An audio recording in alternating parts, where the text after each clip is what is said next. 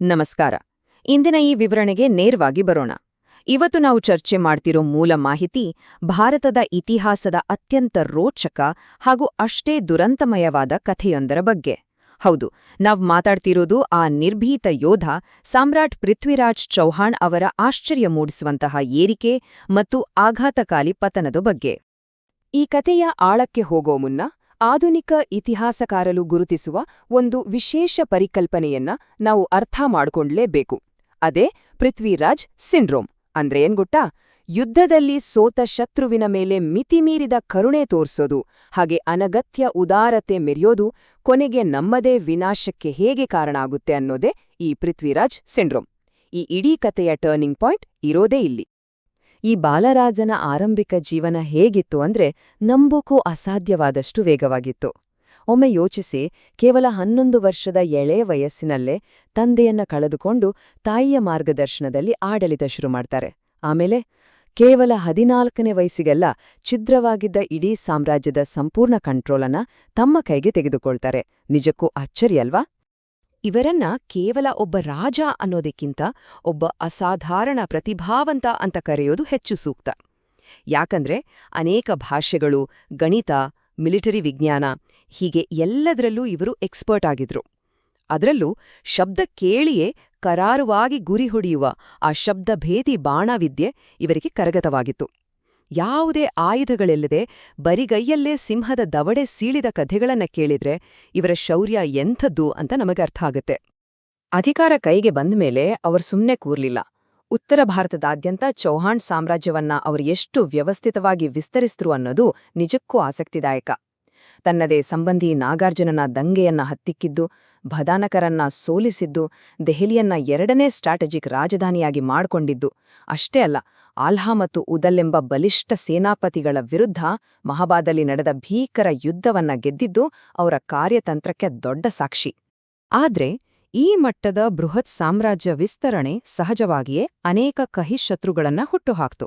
ಇದರಲ್ಲಿ ಬಹಳ ಫೇಮಸ್ ಅಂದ್ರೆ ಕನ್ನೌಜ್ನ ರಾಜ ಜಯಚಂದ್ ಜೊತೆಗಿನ ದ್ವೇಷ. ಇದುವೇ ಮುಂದೆ ಸಂಯೋಗಿತಾಳೊಂದಿಗಿನ ಪ್ರಸಿದ್ಧ ಪ್ರೇಮಕಥೆಗೂ ಆ ನಾಟಕೀಯ ಸ್ವಯಂವರಕ್ಕೂ ಕಾರಣವಾಯಿತು. ಸ್ವಯಂವರಗಳಲ್ಲಿ ನೆರೆದಿದ್ದ ಅಷ್ಟೂ ರಾಜರನ್ನ ಕಡೆಗಣಿಸಿ ಸಂಯೋಗಿತ ನೇರವಾಗಿ ಹೋಗಿ ಪೃಥ್ವಿರಾಜನ ಪ್ರತಿಮೆಗೆ ಹಾಕ್ತಾಳೆ. ಆಮೇಲೆ ಪೃಥ್ವಿರಾಜ್ ಆಕೆನ ದೆಹಲಿಗೆ ಕರ್ಕೊಂಡೋಗ್ತಾನೆ. ಇಲ್ಲಿ ನಾವು ಗಮನಿಸಬೇಕಾದ ಒಂದು ಮುಖ್ಯವಾದ ಪಾಯಿಂಟ್ ಇದೆ. ಅದೇನಪ್ಪಾ ಅಂದ್ರೆ ಐತಿಹಾಸಿಕ ಸತ್ಯವನ್ನ ಜಾನಪದ ಕಥೆಗಳಿಂದ ಬೇರ್ಪಡಿಸುವುದು. ಈ ಸ್ವಯಂವರದ ಕಥೆ ಹುಟ್ಟಿದ್ದು 16ನೇ ಶತಮಾನದ ಪೃಥ್ವಿರಾಜ್ ರಾಸೋ ಅನ್ನೋ ಮಹಾಕಾವ್ಯದಿಂದ. ಹೀಗಾಗಿ ಇದರ ನಿಖರತೆಯ ಬಗ್ಗೆ ಇತಿಹಾಸಕಾರರಲ್ಲಿ ಇವತ್ತಿಗೂ ಚರ್ಚೆಗಳಿವೆ.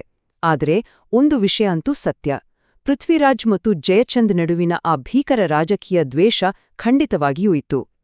ಹೀಗೆ ನಮ್ಮ ಸ್ಥಳೀಯ ರಾಜರು ತಮ್ಮಲ್ಲೇ ಕಚ್ಚಾಡ್ತಿರುವಾಗ 1191ರಲ್ಲಿ ಮೊಹಮ್ಮದ್ ಘೋರಿ ರೂಪದಲ್ಲಿ ಒಂದು ಅತಿ ದೊಡ್ಡ ಬಾಹ್ಯ ಬೆದರಿಕೆ ಎದುರಾಯಿತು.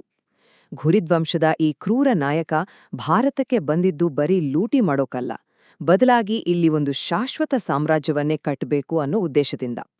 ಆತ ಭಟಿಂಡಾ ಕೋಟೆಯನ್ನ ವಶಪಡಿಸಿಕೊಂಡಾಗ ಇನ್ನು ನೇರ ಯುದ್ಧವೊಂದೇ ದಾರಿ ಅನ್ನೋ ಪರಿಸ್ಥಿತಿ ನಿರ್ಮಾಣವಾಯಿತು. ಯುದ್ಧಭೂಮಿಯಲ್ಲಿ ಪರಸ್ಪರ ವಿರುದ್ಧವಾದ 2 ಭಿನ್ನ ಮಿಲಿಟರಿ ತತ್ವಗಳು ಹೇಗೆ ಮುಖಾಮುಖಿಯಾದವು ಅನ್ನೋದನ್ನ ಗಮನಿಸಿ. ರಜಪೂತರ ಸ್ಟೈಲ್ ಹೇಗಿತ್ತು?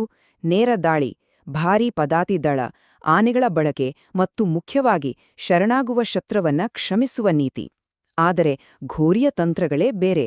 ವೇಗದ ಕುದುರೆ ಬಿಲ್ಲುಗಾರರು, ಹಠಾತ್ ದಾಳಿ, ಮೋಸ ಮತ್ತು ಯಾವುದೇ ಬೆಲೆ ತೆತ್ತಾದ್ರೂ ಸರಿ ಗೆಲ್ಲಲೇಬೇಕು ಅನ್ನೋ ಕ್ರೂರ ಮನಸ್ಥಿತಿ. ಈ 2 ತೀರಾ ವಿಭಿನ್ನವಾದ ಯುದ್ಧ ಶೈಲಿಗಳು ಮುಖಾಮುಖಿಯಾಗಿದ್ದು 1191ರ ತರೈನ್ನ ಮೊದಲನೇ ಕದನದಲ್ಲಿ. ಇಲ್ಲೇನಾಯ್ತು ಗೊತ್ತಾ? ರಜಪೂತರ ಆ ನೇರ ದಾಳಿ ಮತ್ತು ಬೃಹತ್ ಆನೆಗಳ ಪಡೆಯ ಮುಂದೆ ಘೋರಿಯ ಸೈನ್ಯ ಅಕ್ಷರಶಃ ಧೂಳಿಪಟವಾಯಿತು. ಇದು ರಜಪೂತರಿಗೆ ಸಿಕ್ಕ ಒಂದು ಬೃಹತ್ ಮತ್ತು ಐತಿಹಾಸಿಕ ವಿಜಯ. ಆದರೆ ಇಲ್ಲಿ ಪೃಥ್ವಿರಾಜ್ ಚೌಹಾಣ್ ಮಾಡಿದ ಆ ಒಂದು ಘೋರ ತಪ್ಪು ಇಡೀ ಇತಿಹಾಸದನ್ನೇ ಬದಲಾಯಿಸಿತು. ಘೋರಿಯನ್ನ ಯುದ್ಧದಲ್ಲಿ ಮಣ್ಣು ಮುಕ್ಸಿದ್ರೂ ಕೂಡ ತಮ್ಮದೇ ರಜಪೂತ ಯುದ್ಧ ನೀತಿಗೆ ಬದ್ಧರಾಗಿ ಸೋತು ಓಡಿ ಹೋಗ್ತಿದ್ದ ಘೋರಿಯನ್ನ ಪ್ರಾಣಸಹಿತ ಬಿಟ್ಬಿಟ್ರು. ಶತ್ರುವಿಗೆ ತೋರಿದ ಈ ಅನಗತ್ಯ ಕರುಣೆ ಮುಂದೆ ಎಂಥ ಅನಾಹುತ ತಂದೊಡ್ಡಿತು ಅನ್ನೋದನ್ನ ಊಹಿಸಲು ಅಸಾಧ್ಯ. ಜೀವದಾನ ಪಡೆದು ಅವಮಾನದಿಂದ ಹಿಂದಿರುಗಿದ ಘೋರಿ ಸುಮ್ಮನಿರಲಿಲ್ಲ. ಕೇವಲ 1 ವರ್ಷದ ನಂತರ ತರೈನ್ನ 2ನೇ ಕದನಕ್ಕಾಗಿ ಮರಳಿ ಬಂದ. ಈ ಬಾರಿ ಆತ ಯಾವುದೇ ಸಾಂಪ್ರದಾಯಿಕ ಯುದ್ಧ ಮಾಡಲಿಲ್ಲ, ಬದಲಿಗೆ 4 ಹಂತದ ವಿನಾಶಕಾರಿ ಮೋಸದ ತಂತ್ರವನ್ನ ಬಳಸಿದ.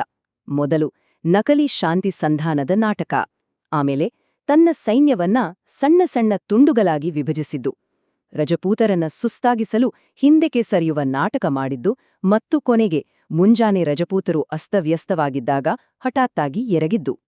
ಘೋರಿಯ ಈ ಕ್ರೂರ ತಂತ್ರಗಳಿಗೆ ರಜಪೂತ ಸೈನ್ಯ ಸಂಪೂರ್ಣವಾಗಿ ಕಂಗಿಟ್ಹೋಯಿತು. 1192ರಲ್ಲಿ ನಡೆದ ಈ ಎರಡನೇ ಕದನದ ಸೋಲು ಕೇವಲ ಪೃಥ್ವಿರಾಜನ ಆಡಳಿತವನ್ನಷ್ಟೇ ಅಂತ್ಯಗೊಳಿಸಲಿಲ್ಲ, ಬದಲಿಗೆ ಭಾರತದಲ್ಲಿ ಮುಸ್ಲಿಂ ಆಡಳಿತ ಸ್ಥಾಪನೆಗೆ ಅಡಿಪಾಯ ಹಾಕಿತು. ಒಂದೇ ಒಂದು ತಪ್ಪು ಭಾರತೀಯ ಇತಿಹಾಸದ ದಿಕ್ಕನ್ನೇ ಶಾಶ್ವತವಾಗಿ ಬದಲಾಯಿಸಿಬಿಡ್ತು. ಈ ಯುದ್ಧದ ನಂತರದ ದಿನಗಳಲ್ಲಿ ಪ್ರಾದೇಶಿಕ ನಕ್ಷೆ ಅದೆಷ್ಟು ಬೇಗ ಬದಲಾಯಿತು ಅನ್ನೋದನ್ನ ಗಮನಿಸಿ.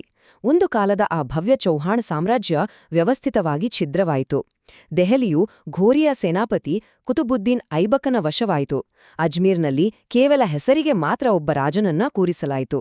ಇನ್ನು ಮಹೋಬಾ ಸಣ್ಣ ಸಣ್ಣ ಸ್ಥಳೀಯ ರಾಜವಂಶಗಳಾಗಿ ಒಡೆದುಹೋಯಿತು. ಹೌದು, ರಾಜಕೀಯ ಸಾಮ್ರಾಜ್ಯವೇನೂ ಪತನಗೊಂಡಿತು. ಆದರೆ ಪೃಥ್ವಿರಾಜ್ ಚೌಹಾಣ್ ಅವರ ಸಾಂಸ್ಕೃತಿಕ ಪರಂಪರೆ ಮಾತ್ರ ಜನರ ಮನಸ್ಸಿನಲ್ಲಿ ಬೆಳೆಯುತ್ತಲೇ ಹೋಯಿತು. ವಿಶೇಷವಾಗಿ ಅವರ ಸಾವಿನ ನೈಜತೆಯ ಬಗ್ಗೆ ಇವತ್ತಿಗೂ ಅನೇಕ ಬಿರುಸಿನ ಚರ್ಚೆಗಳಿವೆ. ವಾಸ್ತವ ಮತ್ತು ಕಲ್ಪನೆಯ ನಡುವಿನ ಆ ರಹಸ್ಯ ಏನು ಅನ್ನೋದನ್ನ ನಾವೀಗ ನೋಡೋಣ.